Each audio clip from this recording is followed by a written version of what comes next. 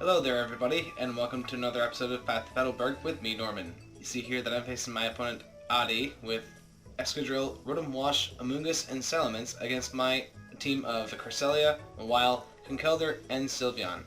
This battle was a little bit longer in terms of turn count than my other ones, but that was mostly because my opponent was able to put me to asleep very many times and had high sleep turns. A couple of them I think were up to 3, which is the maximum amount that turn sleeps can occur. But in any case, it is a very fun battle to watch, and let's get into it.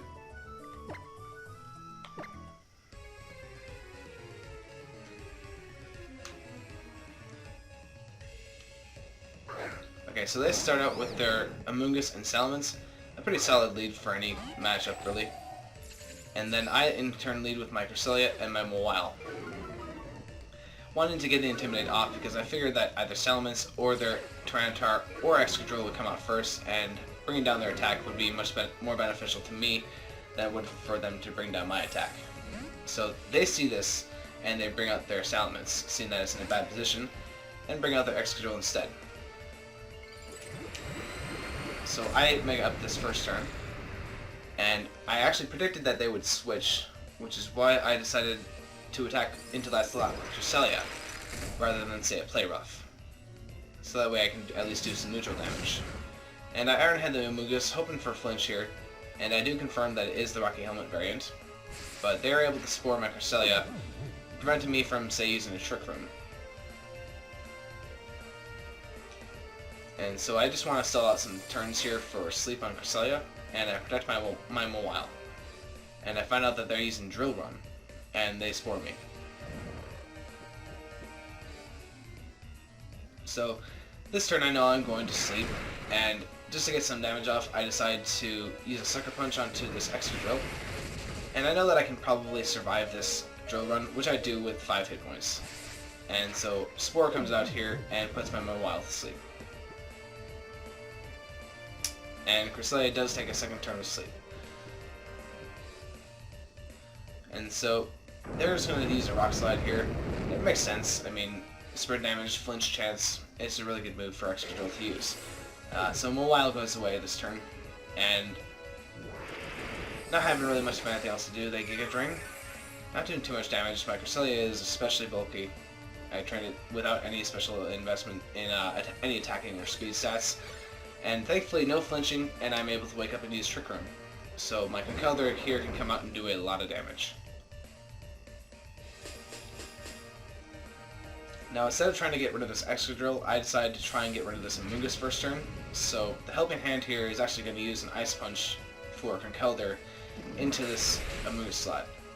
Even with Iron Fist in the Helping Hand, that Amoonguss survives, so that is telling me that it is fully physically invested, because I am max attack on my Conkeldurr. And Citrus Berry restores my health on Cresselia. So this turn I just want to get rid of the Excadrill, and I am able to with Mach Punch, which is nice, because the Amoonguss would underspeed me under Trick Room, but priority does help me there. And so Spore does come onto my Conkeldurr. Ice Beam here is going to be able to knock out this Amoonguss, thankfully, because I am not really happy with the Spores that are going out now. So I'm able to force their last 2 Pokemon in, which are Salamence and their Rotom Wash.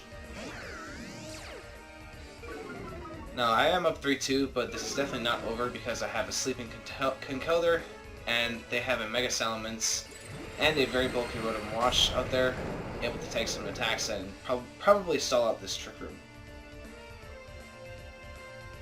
As you see there, I take a turn of sleep with Conkeldurr.